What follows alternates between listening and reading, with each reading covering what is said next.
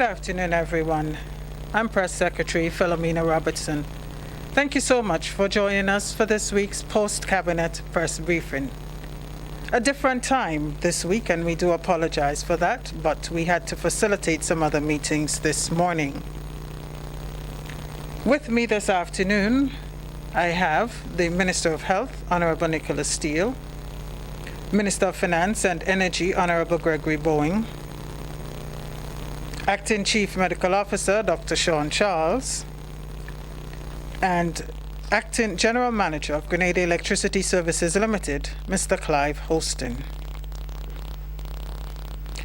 As you may assume from the panel, today we will be talking health and energy.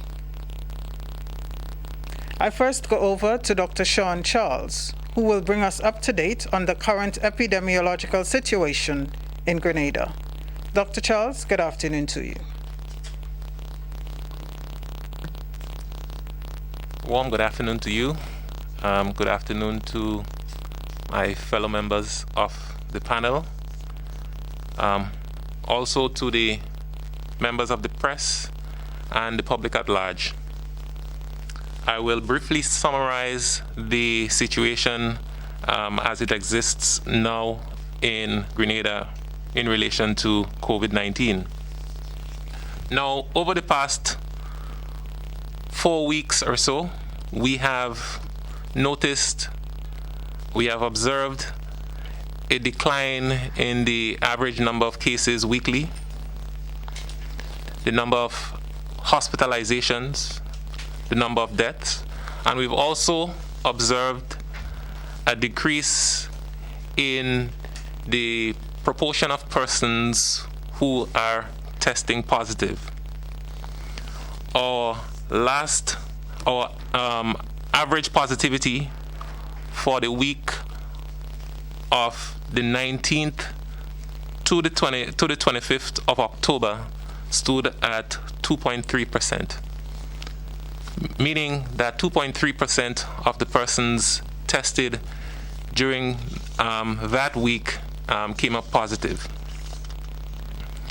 As published in our last dashboard, which was released yesterday, number of new confirmed cases was 6, and the number of active remained at 124.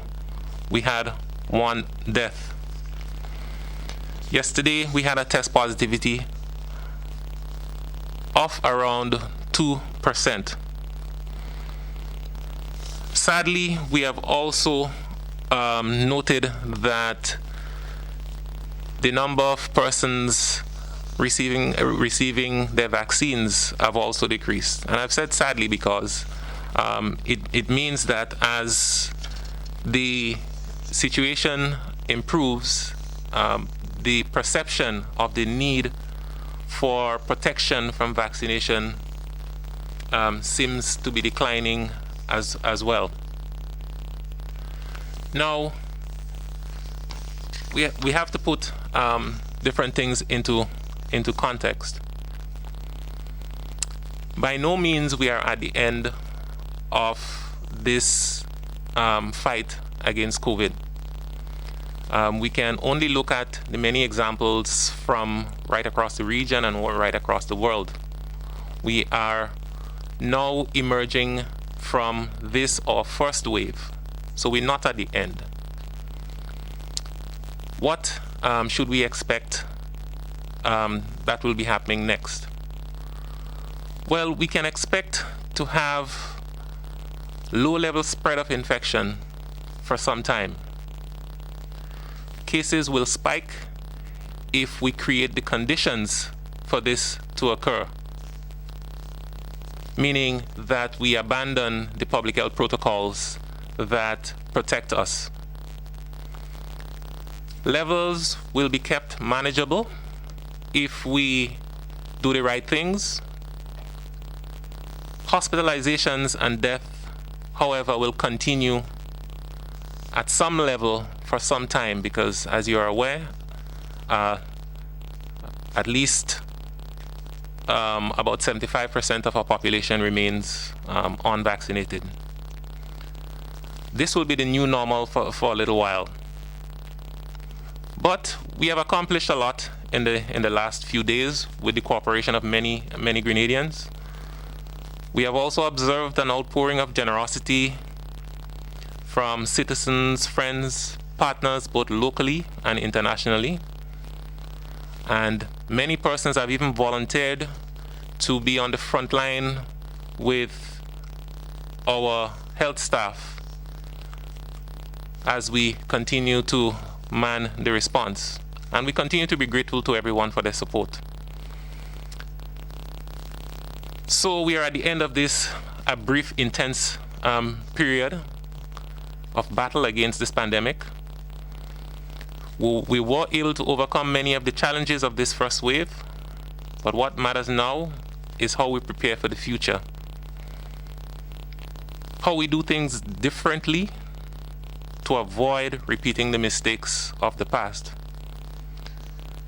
We are now reopening, and we have begun the process once again of restoring the lives and livelihoods for those of us that remain.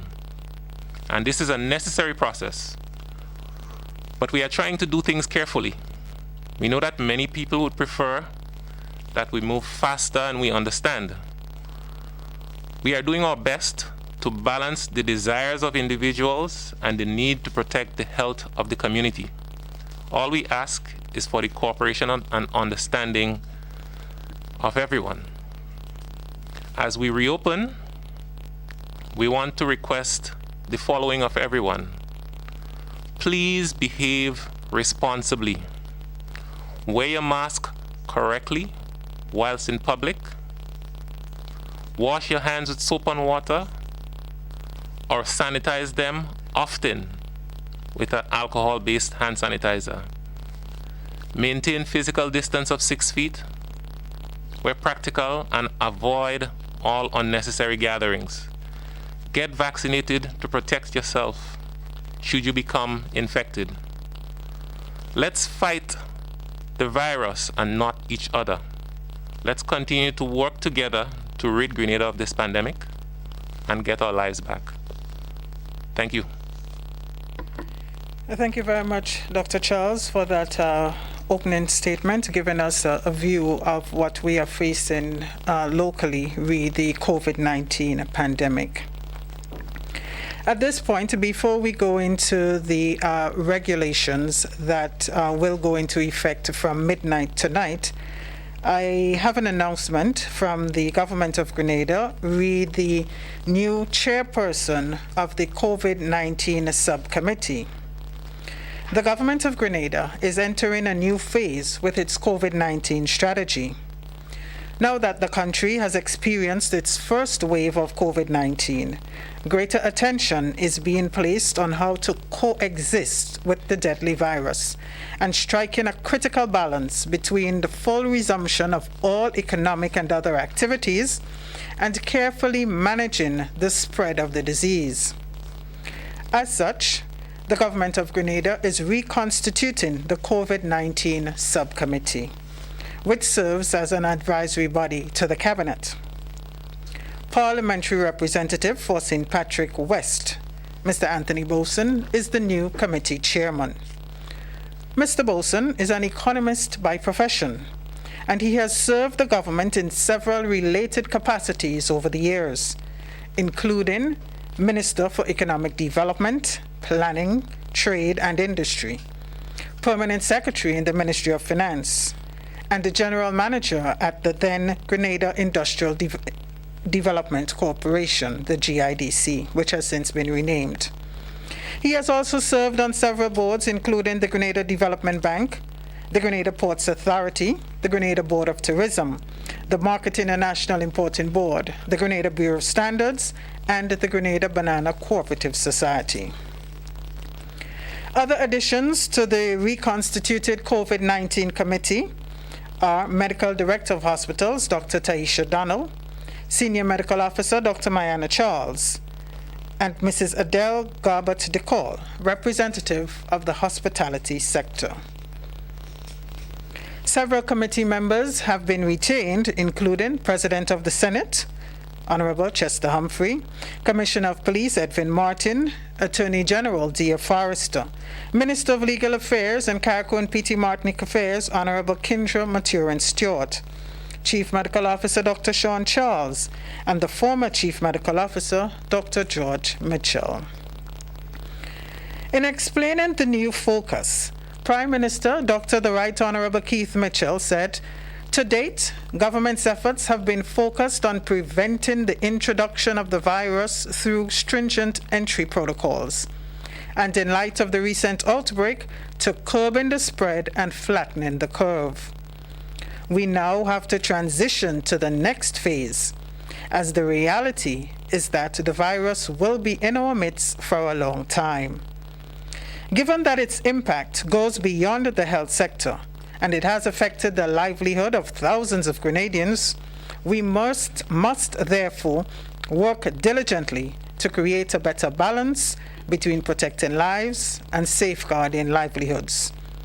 The Prime Minister is confident that the composition of the COVID-19 subcommittee will better enable us to achieve this objective as we go forward.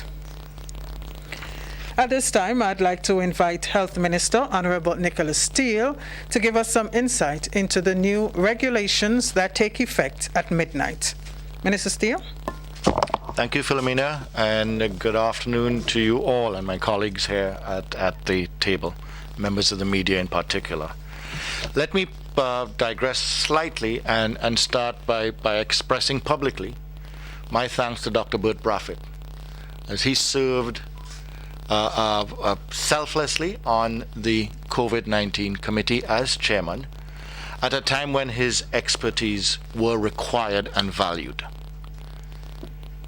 That time has changed, and we thank him for his selfless service to this nation. And I am very much aware the amount of time that Dr. Braffett did give came at a personal cost to him, I am sure, but he gave it as a patriot, and we thank him. We held out longer than most nations, in fact, quite likely longer than every nation, and prevented a wave of COVID-19. That wave did come, and it was a deadly wave. We have been able to bring it under relative control, as the CMO has said. We now move to living with COVID-19 and not have COVID-19 inundate our health system. What has been essential in that in recent weeks, and I want to mention it now as well, is the invaluable assistance we've received from members of our diaspora and other donor agencies, but in particular members of our diaspora. In some instances have come personally here to help those who had medical expertise and medical training. And we thank them, and they are not our unsung heroes, because we will sing about them from the Ministry of Health and place them on our social media websites, etc., as we have been doing. But they are some of the heroes in this battle against COVID-19. The new norm, as we have said, is with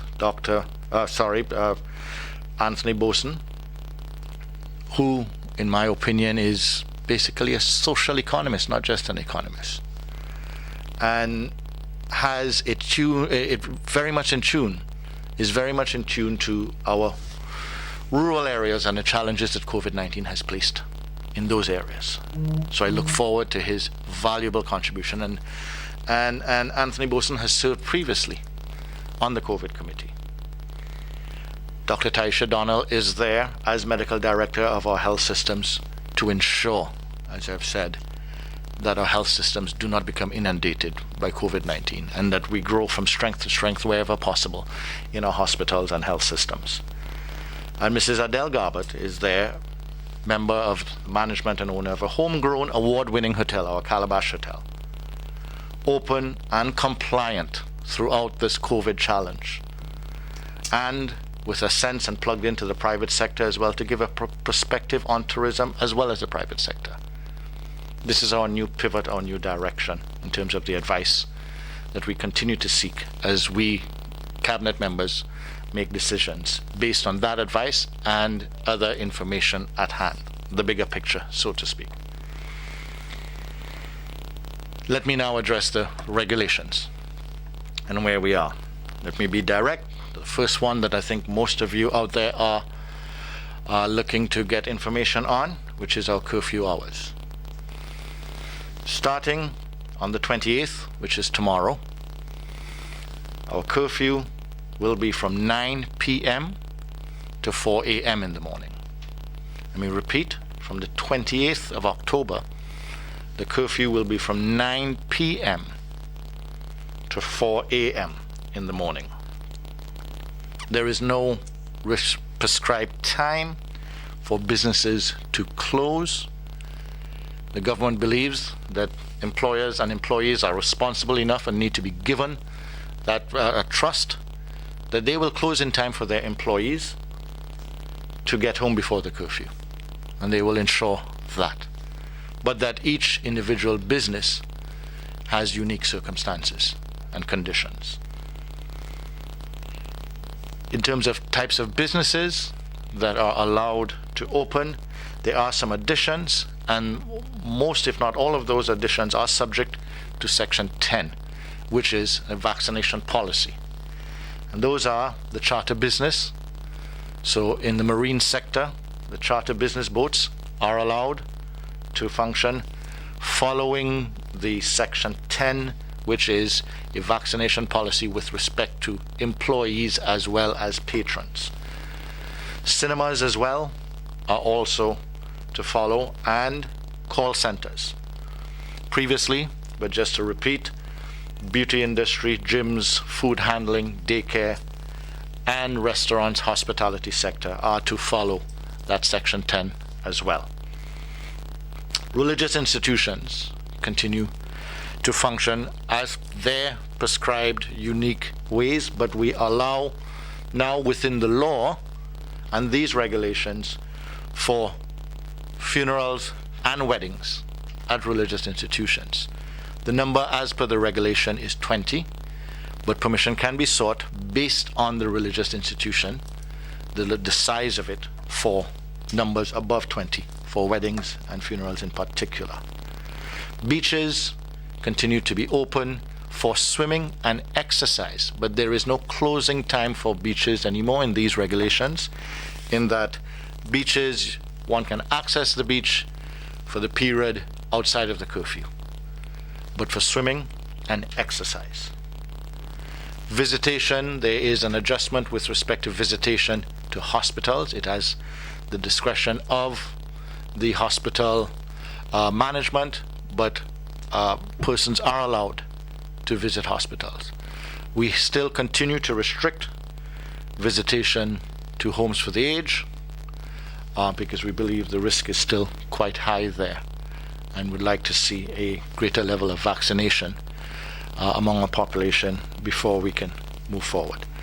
In a nutshell, ladies and gentlemen, those are the changes to the regulations. But to repeat again, I think the most important one that persons have been looking out and listening to is that the curfew now starts at 9 p.m. to 4 a.m. Thank you. Thank you very much, Honorable Minister of Health, Nicholas Steele. I turn the floor now over to the Minister of Finance and Energy, Honorable Gregory Bowen. Prices in the energy sector are critical to the development of all countries, as they impact on all development activities, both from a personal and commercial standpoint. Prices are set generally by supply-demand factors on the international market, and of course there will be vagaries in various countries. Minister Bowen is here today, and he will talk to us a bit about developments in the energy sector. Minister Bowen, good afternoon to you. Good afternoon, Madam Press Secretary. I recognize my colleague, Minister for Health, Chief Medical Officer, and our guest from the Ministry of Energy, Mr. Clive Hostin, General Manager of the Electricity Company in Grenada, Grenada Electricity Services Limited, Grenelec, members of the press, and the viewing and listening public. This afternoon, we want to address the cause for the rise in prices and later move into some form of insight into the solution, and as the press secretary indicated, what sort of development we'll move into. It is a pleasure for me to be here this afternoon, and in particular, to be part of the program with the Ministry of Health, because the health situation has everything to do with the variation and the rise, the dip and the rise in the prices of electricity. Minister responsible for public utilities, Senator Ronald Cox, and months before, the former general manager of the power company addressed the situation. So the public has been feeling and experiencing, seeing the change in the prices of electricity. And so public statements, had to be made. It is since 2017-18, we saw the drop in the price of oil on the external market. That's when a lot of people who were investing in fossil fuel shelved the investment and said it is better for the oil to remain in the ground because the price dipped. On top of this, coming 2020, the COVID situation, where production worldwide went down. And so the demand for energy, fossil fuel oil in particular, went down. And the price went down. So we had this dip, as the general manager will explain to you with respect to numbers. And lo and behold, the bigger world, the developed world, has been good on the uptake of the vaccination. And so the production capacity of the world is returning, and returning rapidly. So the way the price for these commodities, fossil fuel on the market work, you sell into the future. As you look down there, and you better buy up now, because if you wait later to buy, the prices may be up. And that is what has been happening in the immediate past. And we see the price of the fuel going up. And you see, therefore, the general manager given the opportunity to articulate here how this thing went up. Now, people feel, the public generally feels, that this is the worst time at the highest prices that were ever experienced in the electricity sector. No, it definitely is not. That does not mean that something should not be done about it. And in that context, I hope the press secretary will give me an opportunity to come back and look at where we came from, what we have done, and what we have put in place to address this. And so if you could ask the Clive Hostin, the manager and press secretary, to move into, the increase update and how that fuel surcharge, how it operates. You have a fixed price, a non-fuel charge that will require for the human resource and the mechanical plant necessary and the lines to put out the power. And then you have the fuel surcharge, which is a pass-through. You're using the fuel, and because it is going up and down, the quantity that you use to generate a kilowatt of electricity, that is passed through onto you. And that is what is going up, up, up. And that is what is causing the steep rise in the price of electricity. Thank you, Mr. Thank you, Minister. Mr. Hostin, as Minister indicated, the floor is now yours to give us greater insight into what is currently transpiring with regard to electricity rates. Thank you very much. And let me say pleasant good afternoon to everyone. Head table, Minister Bowen, Mr. Steele, CMO, members of the media, members of the public, pleasant good afternoon to you all. And let me say I'm very happy to be here to give some explanations as what has been, taking place in the energy sector. I must also say that these are tough times, and from Grenlec we empathize with our customers out there. It is tough times. COVID has changed the way that we live, the way that we work. it has changed our lives in general. And when we look at electricity, the impact that we've seen is the increased price of fuel. Looking at the energy cost and energy unit, kWh, it's made up of two components, the non-fuel component and the fuel component. The non-fuel component takes care of all GRENLEC administration lines, power plant generation, all our overheads, while the fuel, it is a direct pass-through. The non-fuel component has not changed since 2016.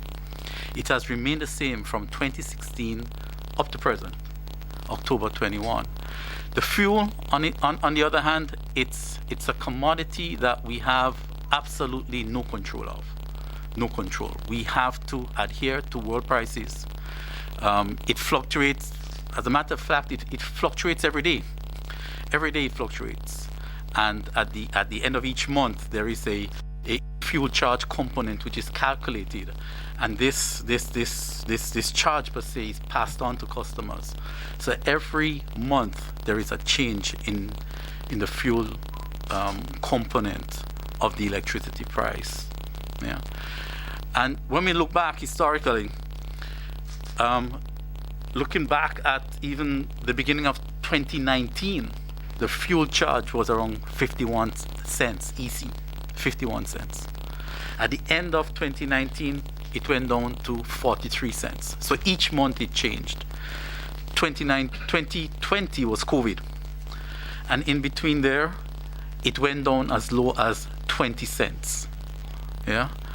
And looking at it from a barrel of oil perspective, oil went down to about $16 a barrel. Yeah. It went down and it started to come back up. In January 2021, the fuel charge, went up from 2020, it went to 28 cents. At that time, the cost of a barrel of oil was around 44 US dollars a barrel. It has increased gradually. In July, it reached 40 cents. At that time, we were making public announcements, informing the public, and we were basically pushing energy conservation. Energy conservation, energy management is one way to handle this. It wouldn't fulfill all your needs. It means that you have to cut, you have to be aware of energy wastage, but it's one way of managing the situation. Each month from then on, it has increased. As of October, the fuel charge is now at 44 cents, and the cost per barrel of oil is around 83 US dollars. It's approaching $100. It has reached $100 in the past. And this is it's cyclical. It happens. We've seen oil increase in 2008, 2012, 2014. We've seen our fuel charge reach up in the region of about 80 cents. So it's one of those things that happen. But definitely in this case, COVID is a major factor. Last year, as the minister has said, there were lockdown, there was a lot of restrictions. Work activity, industrial activity, commercial activity had been reduced. Some of it had ceased. Demand for oil had dropped. Prices had dropped. Now we're seeing the reverse. COVID is still around. There's a lot of measures in place to control this situation. Countries and economies are opening up. Economies are recovering. Activity is taking place. With activity comes greater use for electricity. Greater demand, for electricity means prices of fuel increases. Supply, there has to be that balance with supply and demand. And this is exactly what we see. We see demand going up, we see restrictions being removed, we see oil prices going up and up. And that's the primary reason for the increase in electricity. As a matter of fact, when we compare a September bill 2021 to a September bill 2020, we see an overall increase of about 30%. Okay, so the energy bill has from September 2020, September 21, there's been an increase in around 30%, and that is due to just the increase and the change in price of fuel, not the non-fuel rate. Yeah, but there's another important factor that we also have to look at, and that has to do with information on your bill and the way that energy is used. Okay, because consumption is another factor. We ask customers, okay, to pay attention to the bill and the average energy usage per day. Because if your average energy usage increases, okay, it means the impact of increased energy bills is even more severe. The impact is even more pronounced because you have the cost of fuel increasing and then you're using more electricity. Right? And we have seen some increase in particular the domestic energy area. Yeah? And one has to look at it closely because it will affect people in different ways. Some people, it might not affect them based on your livelihood and the way you operate. Some people, it might. We look at the no movement weekends. Okay? People are at home. Okay? When you're at home, TV, internet, sometimes you're in your refrigerator a lot. We look at the whole situation with schools and students being home. Okay, at home again, it's internet, it's TV, it's refrigerator. Okay, it's more energy. So you've got the double impact.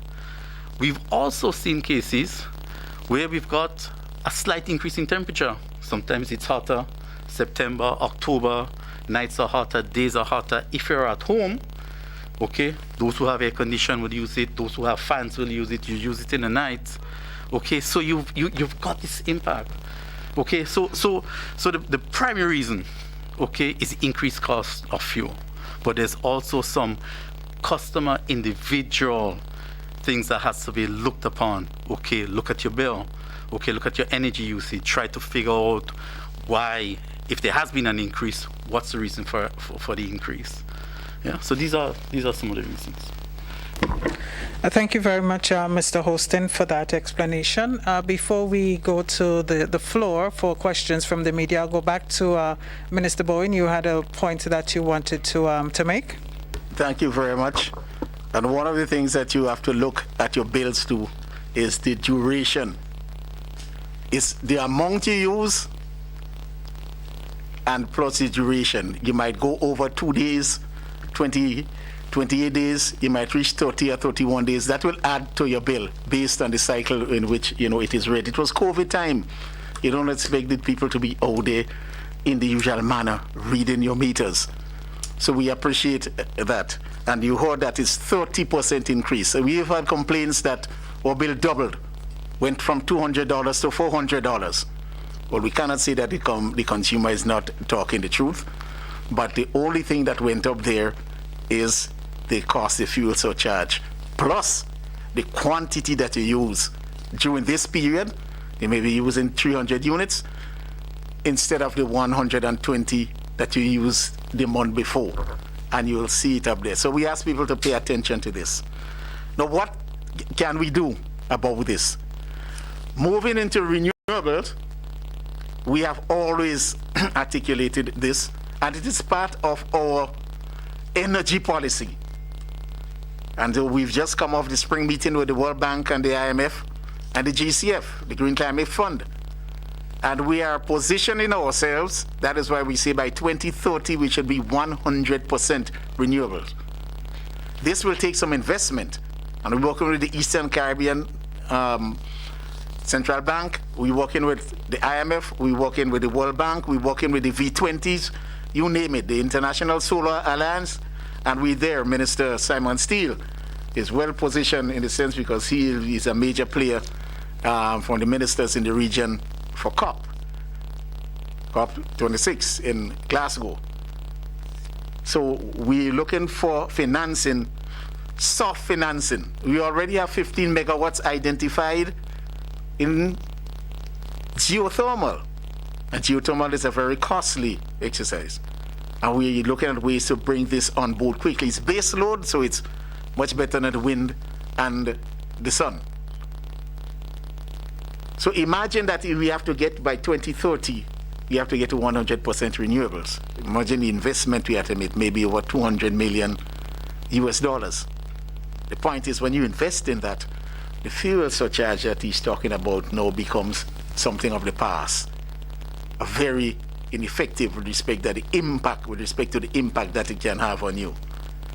And long, smaller rates that will cause the economy to move up. And you will sell, we have always articulated this. If you sell at a lower price, the demand will grow. So instead of making 10 cents on a unit, and you only sell 1 million unit, then if you sell 100 million units, and you make 1 cent on that unit, 1 cent, then your profit will be a lot better. And that's the way we're trying to give the return, still keep it commercially viable, but at the same time allow businesses to develop itself. So renewable energy is the way to go, but we must find the financing. And it is looking really possible out there from all the meetings that we have been having. So I'll articulate further, Madam Press Secretary, and from the questions that will come to us. Thank you. Thank you very much, Minister, and to all other members at the head table this afternoon for the opening presentations. It is now time to open the floor to members of the media. I see today we have present GBN, Linda Straker, Mikey Hutchinson, MTV, Nancy Maguire, Kenroy Batiste. Let's see if there's anybody who already has questions. Mikey, I see you have questions. You have the floor. Good afternoon to you. Please proceed. Good afternoon to the panel. Okay, my first question has to do with the energy. Now, upon the repurchase of Grenlec, the promise was made to the Grenadian public that prices of fuel will drop. Now, all the prices that we pay from the consumer end will drop.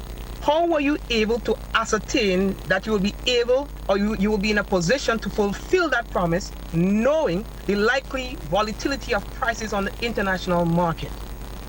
That's my first question. And the second is, I get the understanding that churches are now permitted to have funerals on the compound, but what about the funeral times? Will that remain the same, or will that change? Thank you for your questions, Mikey. We'll go to Minister Bowen first and then over to Minister Steele. Thank you for your question. You've heard us made it abundantly clear that there must be an intervening period before we can see rates go down, because we have to move to the renewable energy. In that context, therefore, we know that price will go down once the investment gets there. We are now working with the World Bank on a series of studies. One, the exact state of our electricity company with respect to personnel capacity and plant. The first report has come back with respect to the plant and the condition of plant. That will tell us how we must transition and the rate at which we must transition. Then the other study that's being done now, and I think we just got the draft of that report and we have to share it with Grenlec. That is why you're not hearing a lot about it yet. All the stakeholders must see and make their comment in it. But I could tell you the report says exactly what we knew and what we have always been saying. There's no sense to rush over there. We have told you what we will find, and that is what it is saying now.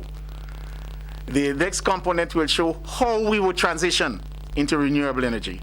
And that report will be fundamental in us accessing the required financing to make the transition.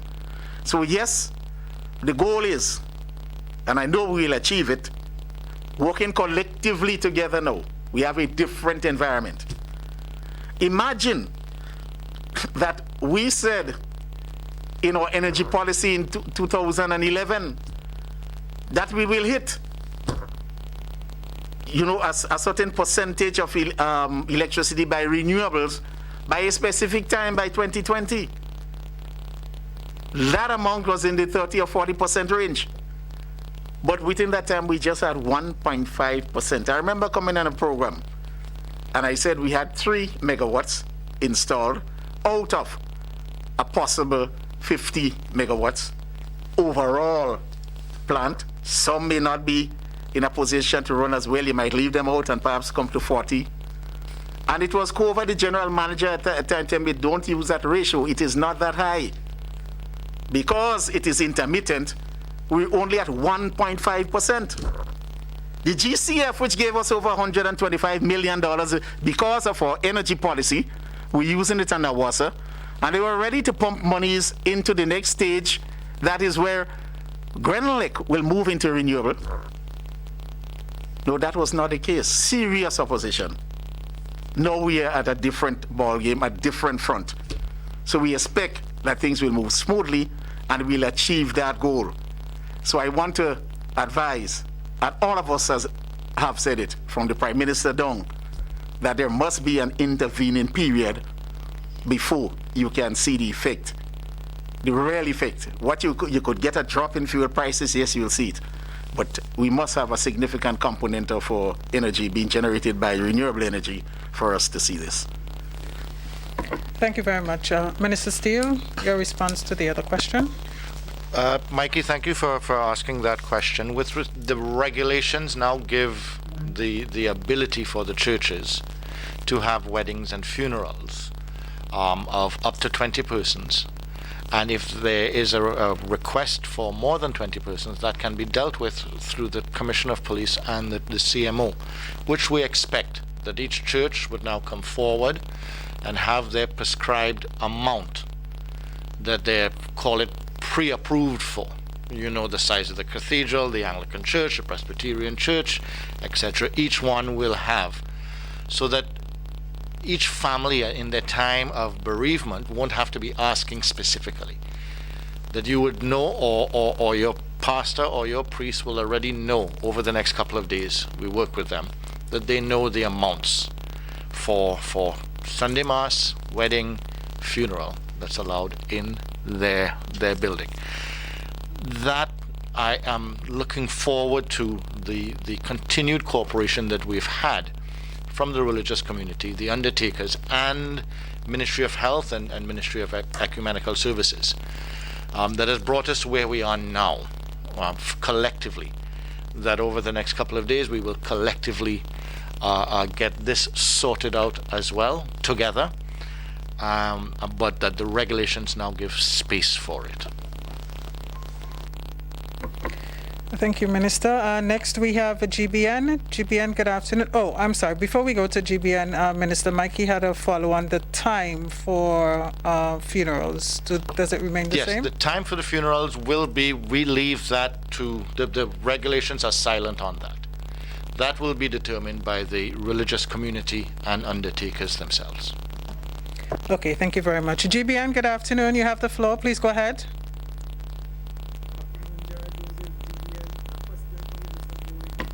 Gerard, we're not hearing you. Are you hearing me now? Yes, we can hear you now. Please go ahead. Okay.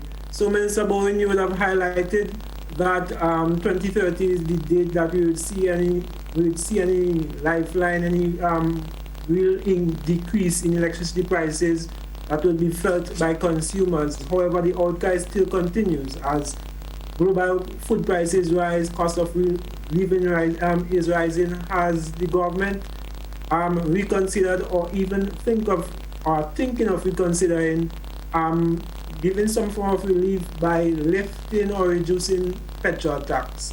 That's my first question. And related to that, despite the importance of revenue collection via taxes, production and productivity within various sectors are directly impacted negatively by rising fuel prices. Noting those sectors' importance to economic growth and the gross domestic product, has government considered other alternatives outside of the stimulus package and other incentives?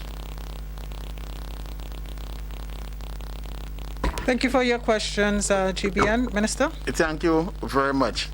You'll recognize that even when the prices were not rising as high, under the first stimulus package, we worked with the Grenada Electricity Services. Government put in 3 million, and they put in just under 1 million. And we took some of the high prices of electricity. And at that point in time, they were not as high as they are now. So yes, we are looking definitely at helping out in that sector. Now you say drop the price, the fuel, the tax on fuel. Grenlec does not pay tax on fuel. If you're talking about helping other persons that use energy, yes, but our emphasis now, as you say, is the electricity sector. So it would not be done, and even if they were paying tax, you're just taking out the monies from them, take out the tax and pass it. Government, as you well said, government is hard pressed for collecting taxes from the businesses. Some of them can't pay, and we cannot push them to pay. And you heard since 2020, when the Prime Minister was the Minister for Finance, we collected about half of the revenues we should. Yet we are making it forward because of the measures we took from 2014 to now, and we continue to do so. So yes, colleague, and you can tell you that we are looking at ways, working with Grenlec to see how we can impact positively the steep rise in the price of electricity. But it will not be from the taxation on the fuel to Grenlec. It has to be otherwise. It has to be taxation coming from some other place that we have to take to say, well, Grenlec, you charge a smaller price. What is that smaller price? How much will we be giving up? We will be giving up, let's say, $10 million. And so some other tax type must move to help give that reduction in price of electricity. And it can be done by more than one way, and we'll have to look at it. Do we take out from the stimulus package an amount of monies that will go directly into the food basket for the persons and spread it over the domestic sector? And when you have the domestic sector, you want the business sector to move as well. Some of them are hurting, so you may have to spread it right across the electricity spectrum. We are giving serious consideration to this, and we know we have all the stakeholders together, the Public Utilities Regulatory Commission, the Ministry of Energy, together with Grenlec, a major stakeholder. We are sure that we will be able to come up with something. But at the same time, once we take monies from another place and put it into there, we are again hard pressed. So thank you for your question. I know ye that we are definitely looking at it.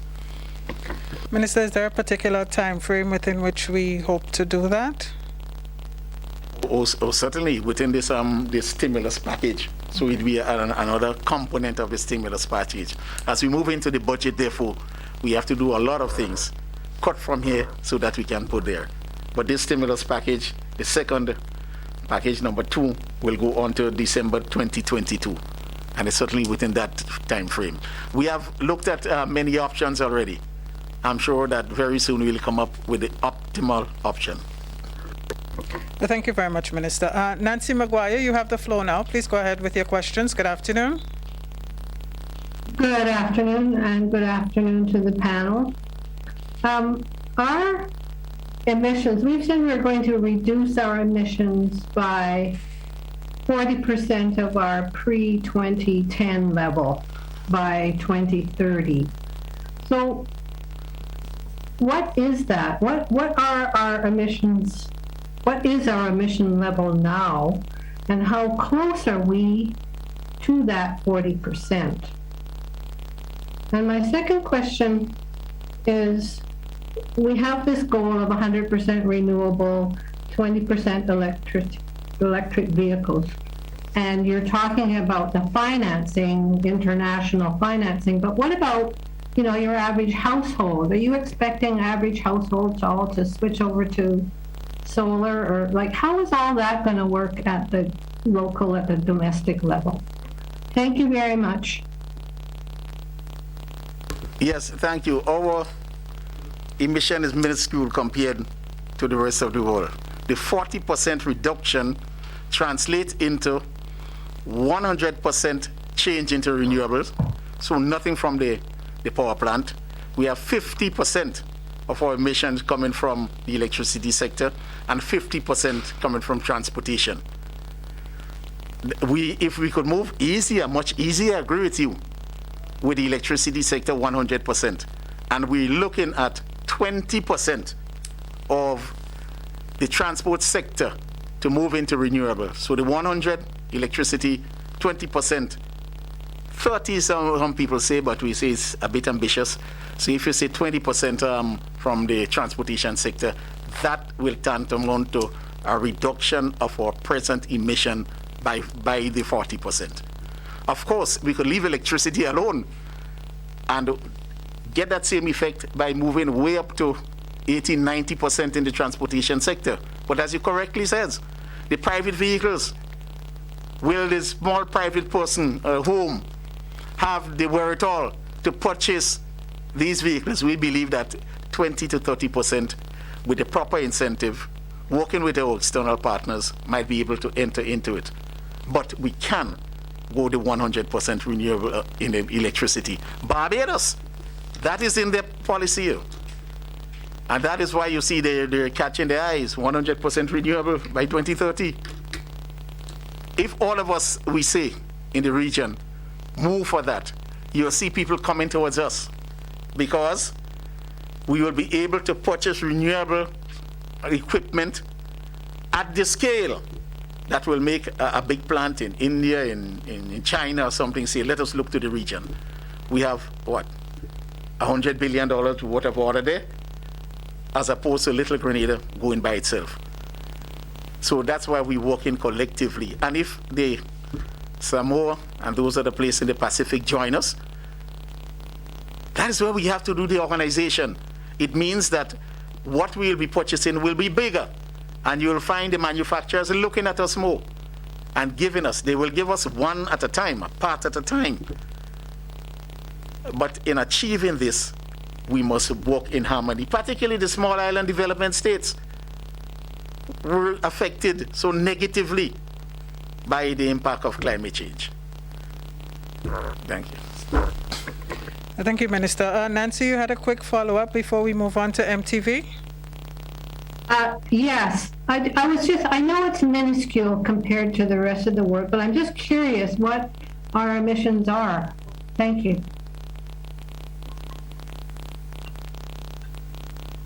For you, I don't want to mix up the one with St. Vincent and ours. Were very close, but it's just a few tons, not even a few metric tons per year. In fact, when the New York University was down here, they set up the data and they made corrections to it, and we'll be getting that figure very soon. Thank you, Minister. MTV, good afternoon. Please proceed. Good afternoon. I have questions for Minister Bowen. In terms of the remittances, has there been an increase over the last 2 years? And if so, what is the percentage? And would you say that how it has affected the GDP of the country? Remittances has definitely increased, and I know that question was posed earlier on, and the Ministry of Finance is trying to get the data. Right now, remittances do not only go through the bank. You have remittances you can't see. Those in cash, you cannot see them. Those passing through the technology, the digital form, you cannot see them. But it has increased. People will feel, well, this is COVID time.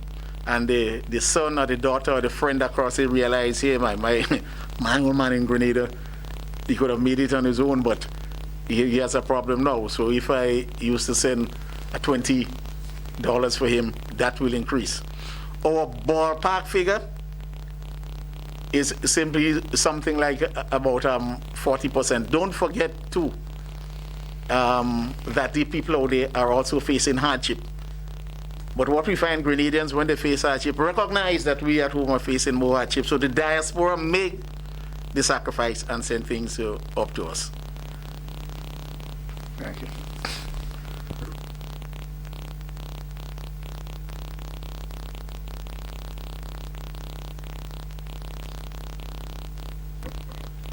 MTV, did you have anything else for the minister? Any other members of the panel this afternoon? Yes, I have another question for Sure, go ahead. Minister Bowen again. Would you say now that there is an increase in contribution from the diaspora? And also, can you speak to Grenada's GDP for the last year and the country's debt stock, where we are now?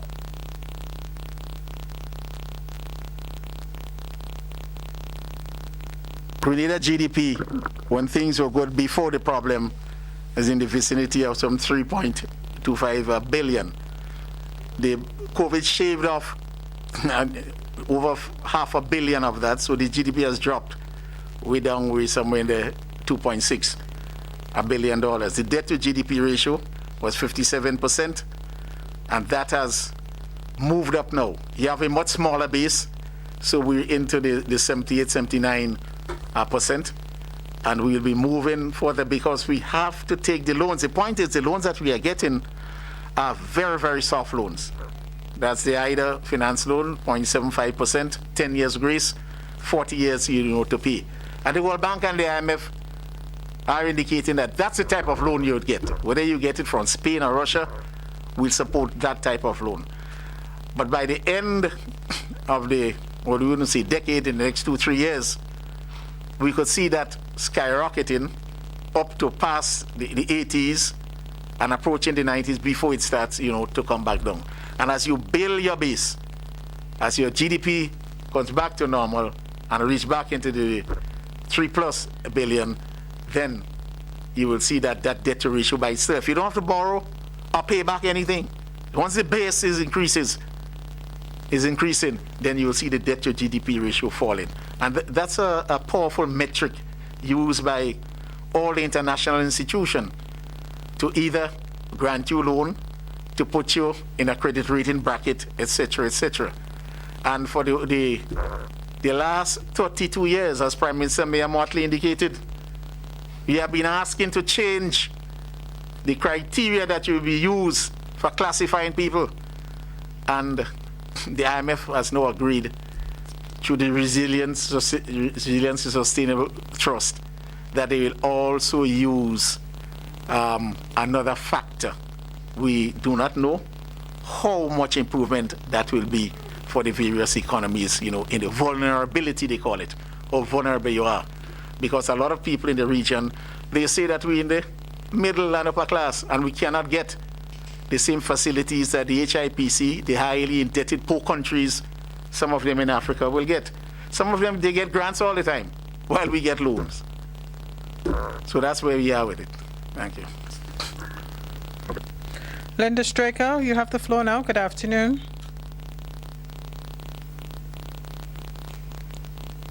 Linda, are you still with us? Yes, I'm here. Good afternoon. I just needed to unmute myself. Good afternoon again to you, Philo, and your guests. I have a number of questions for each person there. My first question is to Minister Bowen. In December, when we were informed about the conclusion of the Grenlec deal, the government press release said that government has approached the World Bank and the International Renewable Energy Agency, IRENA, to procure the services of a world-class management company to operate a facility, among other things. Can you update us as to what has happened to that approach? I don't know if I missed it, but I cannot recall or see in a press release that informed us of whatever decision was made following that approach. And that is like 10 months ago, we were informed about that. So update us about that. My other question to deal with Grenlec has to do with, yes, I heard Mr. Houston say that the non-fluid charge, it has not changed in 2016. With what is happening now, who is responsible for setting that charge, and what is the possibility of temporary measures to put it in a downward change so that it will work in the interest of consumers? Is there a possibility? And my final question for Minister Bowen is, when is Budget Day? We would have seen the ceremonial opening of Parliament. The next thing that happens usually is Budget Day. Can you tell us when is Budget Day? I do have many questions for Minister Steele and Dr. Shan Should I ask it or should I await Minister Bowen answers? Linda, we'll take your responses to this. We'll take a couple other questions from your colleagues, and then we'll come back to you. Thank you for your question on the management company. We looked at the professional ones. Their price was quite high. But working with the World Bank, they agreed that if we conduct a study, and the sense, that's why I said that we look at the personnel and all of the things in place. They will make recommendation as if they were the managers. Ideally, if you get a consultant, they do not want any executive position. So as opposed to getting that company that would have charged a significant amount of monies, we have tailored it now into a consultancy. And the consultancy will be working with the management of the company in the sense that we do not expect the management that we have there now to go against the recommendation, of the company. So it is in that context that we're moving forward, as opposed to a professional company coming in and taking everything and charging you a sum of monies that you figure you could get the same result with. And we have changed that approach together with the World Bank. Because first we were talking the management company in total, but you say you can get the same result by getting the consultant, and now you can guarantee that what they put forward will happen. So they need not the executive for which they charge you a significant amount of monies. That's it. Minister, would you want to take the budget day question one time before we go over to Mr. Houston? The budget day question, we're looking at, remember, the 19th or the 26th of November. So you'll hear it announced pretty soon which one it will be. And in this tight and difficult times, as we move up and down, we want to prepare the budget very well. So it may be the later one, but you'll hear it from the Ministry of Finance. Thank you, Minister. Mr. Houston, Ms. Straker had a question for you. You may proceed. Yeah, thank you, Ms. Straker. Thank you for your question. It so happens that in 2016, the PRC, the Public Utilities Regulatory Commission, was given the mandate and the authority to set the electricity rates. And we have been in discussions with the PRC on their methodology. They have actually had they had issued rate setting methodology, tariff setting methodology, documentation, and there has been public consultations, on that particular regulation and a number of other regulations over the last year and a half. Regarding the tariff, what GrenLink had used in the past was based on cost of living, RPI -2. And the new methodology will change. We'll go to a different type of system altogether based on rate base.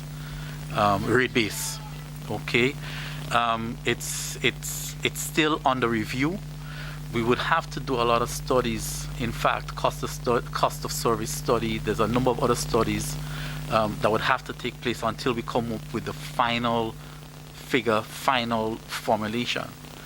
And in between that time, the PRC is looking at an interim tariff,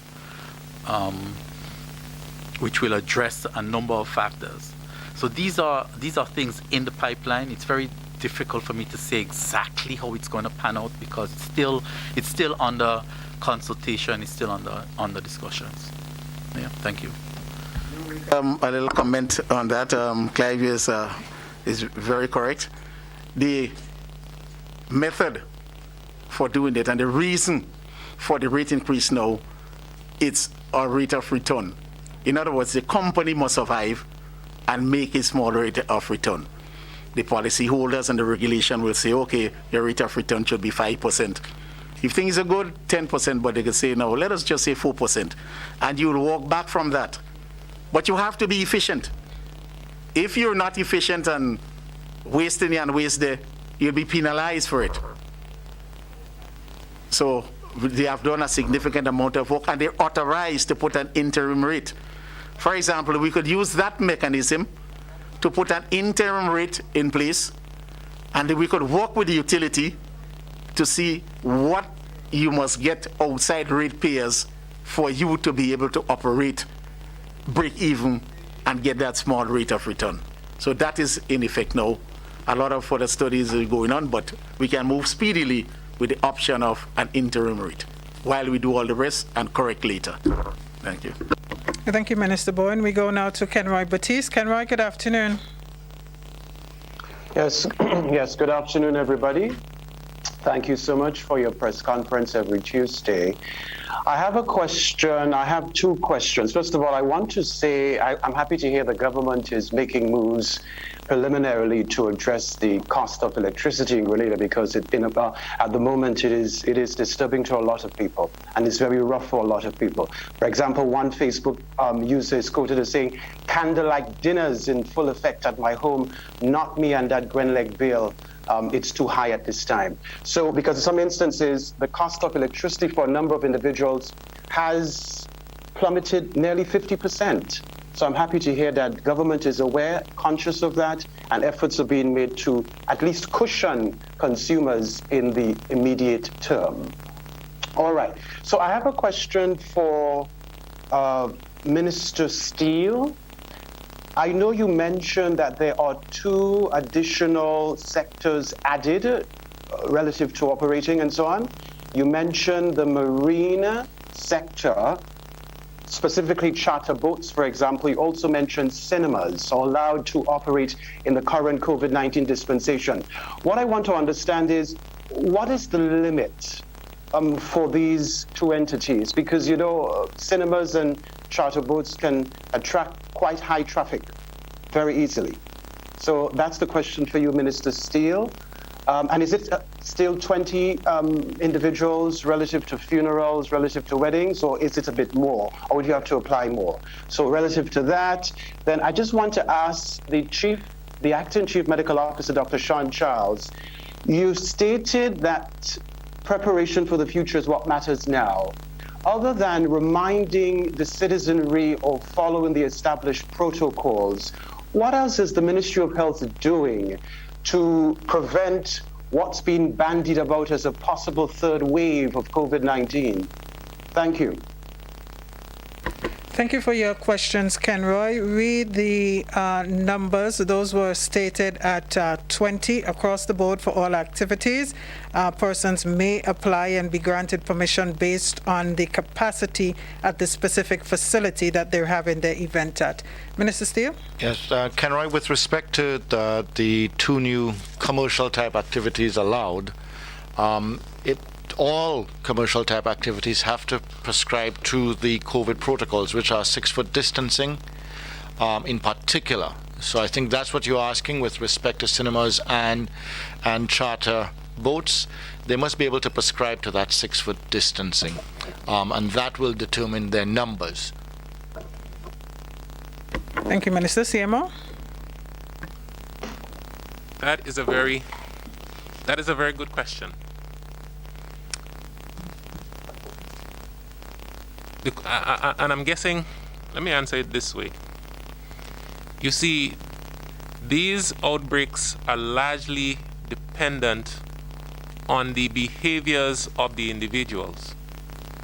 Meaning, if persons adopt behaviors that increase their exposure, and after becoming infected, they do not take any steps to avoid further exposure of the public, of their families, of their workmates, the disease is going to spread. So what we can do to avoid the 3rd wave largely depends on, if you're speaking about a Ministry of Health, it largely depends on our ability to reach some of these individuals. Now, the Ministry of Health continues to educate persons and to inform them about the risks that are associated with this disease. We continue to promote vaccination because vaccination has been scientifically proven to reduce severe disease, hospitalization, and death. So the Ministry of Health continues to promote vaccination, and we continue to use all our efforts to ensure that Grenada has a supply of vaccines to make it available to our public. We continue to maintain our surveillance, be it at ports of entry or in our communities. All right, that is where we are able to identify, we are able to detect and respond to cases when they arise, so that we prevent further outbreaks and so on from occurring.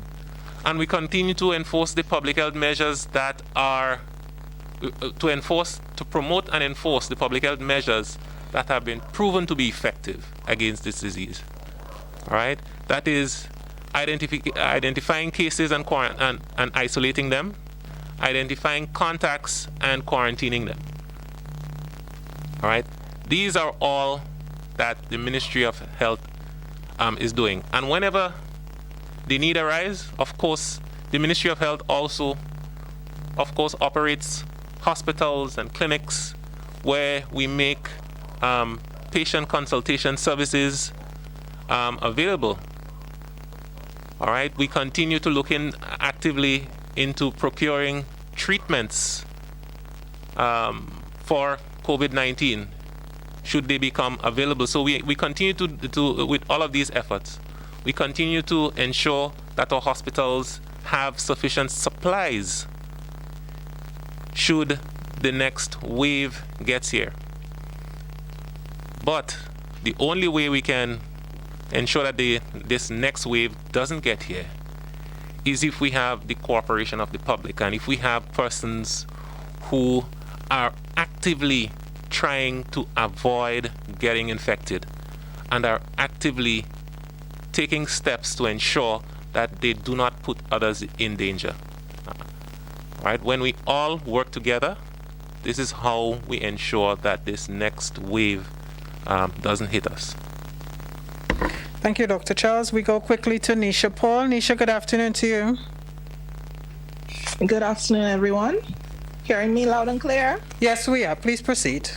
Okay, so I have two questions. The first, with the high level of vaccine reluctancy in Grenada, we're seeing persons losing their jobs because they have decided for whatever reason to not take the vaccine.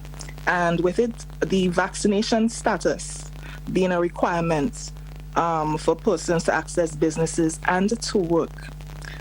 What sort of impact do the government see this having on the economy, maybe on the safety net programs and so? And do you see a risk for increase in poverty on the island as a result of the whole issue of vaccine reluctancy? Also, concerns have been expressed relating to COVID-19 positive cases being sent home to isolate. There are concerns that some of them may have to use public transportation to travel on the same buses as persons to go home and so on. Can you provide some clarity on how this is being handled? Thank you. On your first question, thank you for asking that, because it is a current topic that quite a lot of people are concerned about. We're here announcing reopening because the entire country literally had to close because of our low level of vaccination. We've seen a significant increase since then, persons becoming aware of how we can get past this, but it is our low level of vaccination that continues to put our economy at risk, and our people. It is not the ideal solution, I agree. It is not something that any government likes to do, of putting regulations that are pressuring individuals. But that pressure is the lesser of two evils from our point than the deaths. And that is what we're trying to avoid. And the infections That is what we're trying to avoid and trying to prevent. We recognize that individuals have a choice, but with your choice comes a responsibility. And your choice cannot jeopardize the life of somebody else. None of us have the right to choose something that jeopardizes a fellow citizen's life. And that's where this conflict, this debate arises. So the economic cost of trying to reopen some of these sectors without having a vaccination policy is far worse, risk far greater. And that is why we choose that direction. With respect to positive persons being in public, I think we have been clear, and most of us over the last month or two may have experienced the reality of always assume that there is somebody in public that is positive. That is why we say maintain the 6 foot distancing and wear the masks. That there is somebody in the room that could be positive. And if that is done regardless, and yes, there are much concern on public transportation because it's not possible to maintain that 6 foot distancing on public transportation. But wearing the mask and sanitizing while on public transportation and following those protocols can keep the individual protected, especially if we're all vaccinated. It will protect us. So there is no ideal solution, and there is also a concern that if persons want tested positive, that they would be taken into custody, so to speak, or so. It will deter persons coming forward to be tested. We have to assume, and this you will see as we move forward, and in these new regulations as well, it is us to live with COVID. We have to assume that we are all going to be responsible individuals with respect to COVID. And we cannot continue to have legislation and rules and regulations that just totally keep us locked down. So we are moving forward, you'll see, with these regulations and giving a certain amount of freedom, a certain amount of discretion to our public, which I think we deserve and we're entitled to. So we give this freedom, this discretion, the discretion and freedom on business places to close in time to get their employees home. The discretion and freedom on individuals to use the beaches and rivers and public spaces appropriately and not put others at risk. The discretion and freedom to have weddings and celebrate the life of our loved ones who have departed, but to do so responsibly.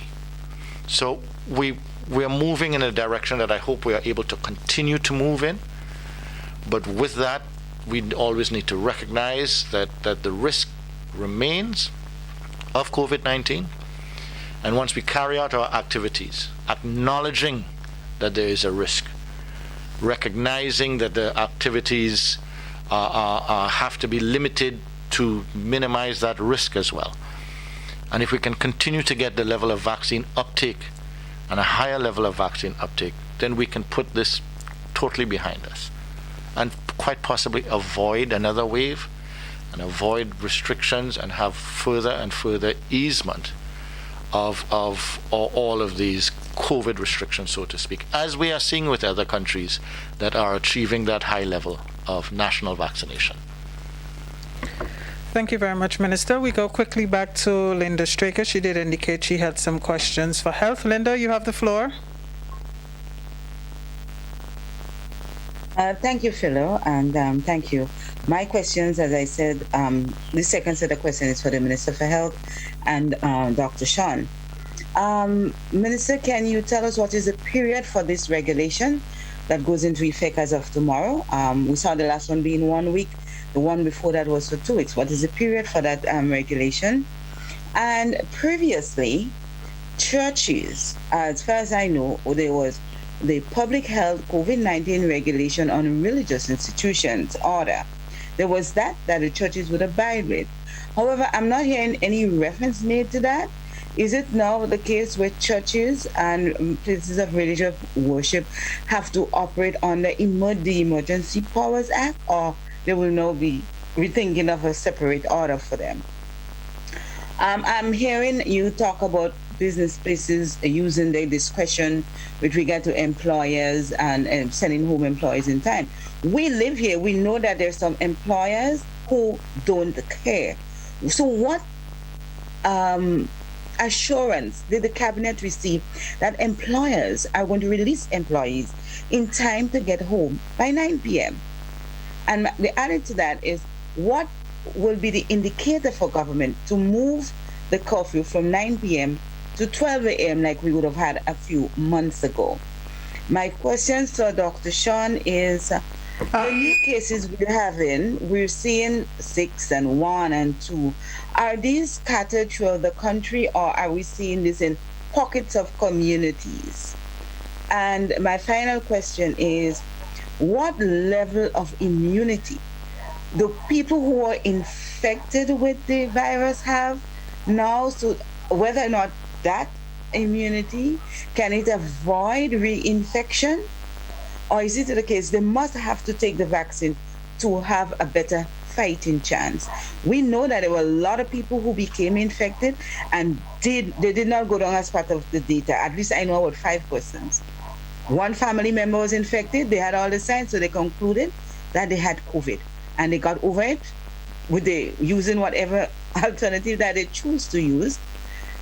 What is the possibility now for persons who were infected becoming reinfected, because now they have to wait, I think, a couple of weeks before they can even get vaccinated? Share that with me, please. Thank you all. Linda, thank you for the questions. Those were some significant questions that you've placed. With respect to the date, we've been monitoring week by week.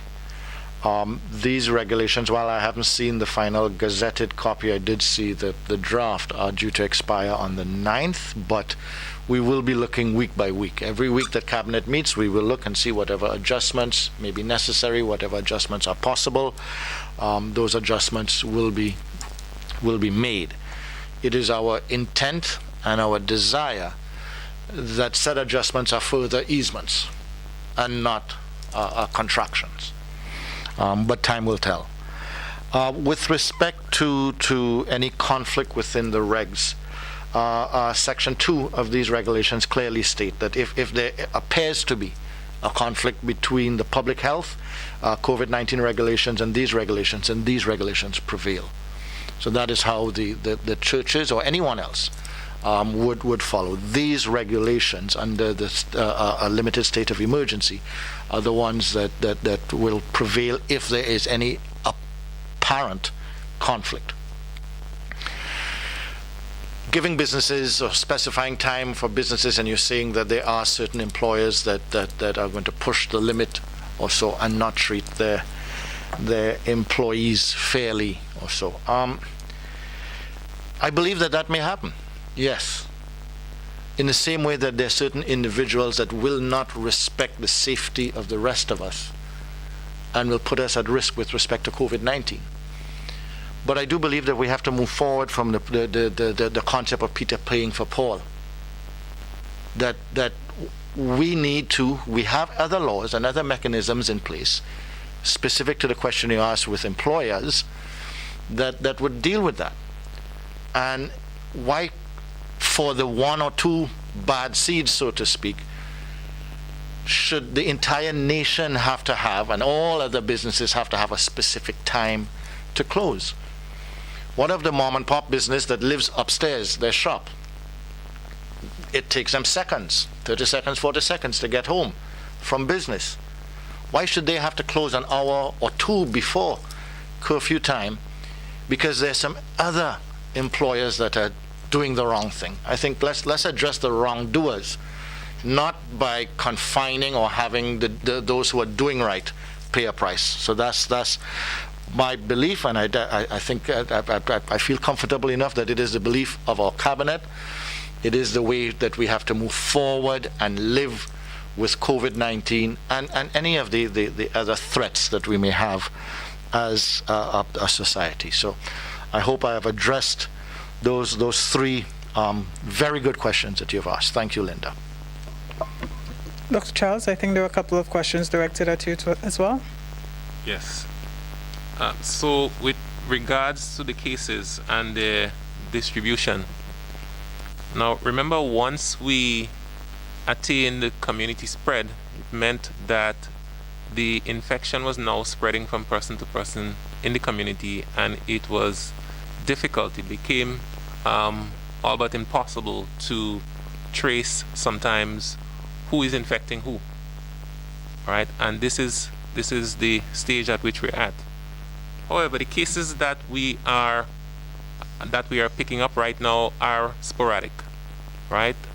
They are distributed in no particular way. For example, two of our recent cases were associated with a happy hour after a funeral in St. David. Now, as you note, happy hours are not permitted. However, we do have individuals who will not follow the rules. So we have two cases that we have in St. David, in St. Andrew. We have two cases that we picked up out of this event. And we have other cases that present individually with no apparent link. All right, so this is basically the way these cases are presenting at this time. The other question was, as it relates to immunity. Yes, after infection, there is natural immunity, and I'm certain that you are aware that the extent of this natural immunity is the subject of investigation right now. But it is the consensus of all the scientific and public health community that these individuals, even after infection, it is recommended that they be vaccinated, because it is becoming evident that the natural immunity following infection does not last for very long. So the encouragement is for everyone to get vaccinated. Thank you. Thank you, Dr. Charles. GBN, I know you were seeking further clarity on the actual size of Grenada's debt. We can provide that figure at a later date for you. To the others who had follow-up questions, I do apologize, but we need to put a wrap on things. I'll just allow the ministers only to make quick closing comments. We thank you for your patience this afternoon. We'll start with Minister Gregory Bowen. Minister? Thank you very much. Thank you. All I'd like to say is to thank the press for the questions and to indicate that when a citizen, customer, consumer of electricity services say that their bill doubled, and like Clive indicated that it rose by 30%, we must put that in perspective. These people are affected by lack of jobs and lack of income. If they were getting their jobs and if they were getting a good income, the prices may have gone up. They'll be angry, but to them, it will just be a small surge in price. But when you are affected economically, you may have lost your jobs or be underemployed, and the bill goes up by 30%. To you, and I could appreciate that. That is 100% increase. So I'm simply saying that no, we will move forward. Here I have my colleagues here with me, and we will move to address in some way. We could refer to it as a stimulus, together with the stakeholder GreenLake, some relief for the electricity services consumers out there. Thank you very much. Thank you very much, Minister. And finally, Minister Steele, your closing thoughts, comments? Yep. Thank you, Philo, and to all members of the media who asked the very pertinent questions. Thank you as well. In my closing remarks, I just want to say that this continues to be a long and stressful journey for us all. We all have experienced COVID-19 in different ways. Some of us, unfortunately, have lost loved ones in recent months. We are not out of the woods. with respect to COVID-19. We are in a different place than where we were last month. And that different place allows us to consider easing certain restrictions. Our success has been based on our ability to react as quickly as possible. Our success has been on our ability to understand and follow the science. Some of our failures have been in our group behavior as a people, but also the reason that we are where we are today, considering easements, is also our behaviors as a group, as a people, that have been successful in coping with. I do believe in this new phase with COVID-19 that we need to trust each other more and expect that higher level. I was very, very pleased on Monday, a national holiday. We did not have to change the curfew or do restrictions or so or reduce, but that it would appear that all of us as a people understood what we could do and what we shouldn't be doing. And I am not aware of any illegal activities, mass gatherings or so that occurred on the 25th. And I do hope that that is how we will proceed. We will have some offenders, as Dr. Charles had mentioned, some individuals who will breach. And as a result of breaching the protocols that are there to protect us all, may find themselves in particular end up getting infected. But for us to go forward, we have to be able to find more room for us all. Room for us to step up and rise, I think, and I firmly believe we will. And we are in the process of. I firmly believe, week by week, we can look forward to further and further easement. Week by week, we can count more and more vaccinations. Having said that, we also need to come to terms with the fact that the vaccine may not always be here and readily available for us, that it comes at a significant cost and there's extreme demand. We have a current shipment that is quite low right now and do not have yet a confirmed delivery date on new shipments. That has been the case in the past, and we have been able to acquire vaccines in time. But that may not always be the case. We need to be aware of that as well. But I look forward, and I want to thank, on behalf of the Ministry of Health, the CMO, Senior Medical Officer, all of the frontline staff. I've taken this opportunity most times to thank them.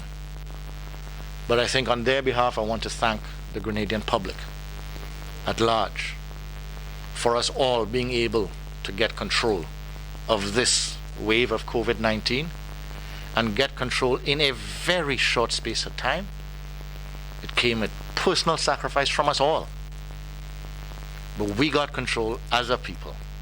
And as such, I have every confidence that as a people, we will continue to maintain that control and be able to live with COVID and not have COVID have such a negative impact on our lives again. Thank you. Thank you very much, Minister Steele, also to Minister Gregory Bowen and the two other members of the panel, CMO Dr. Charles and Mr. Clive Hostin of Grenada Electricity Services Limited. With that, we come to the end of today's post-cabinet press briefing. We thank you so much, members of the media, for your patience in sticking with us despite the late start, and also to the listening and viewing audience for tuning in to this source of information. A lot of information shared this afternoon, and of course the Government Information Service will continue, along with members of the media, will dissect what was presented here this afternoon and present it to you in bite-sized pieces over the course of the next couple of days. I thank you so much again for joining us. I am Press Secretary Philomena Robertson. Until we meet again, do continue to be safe.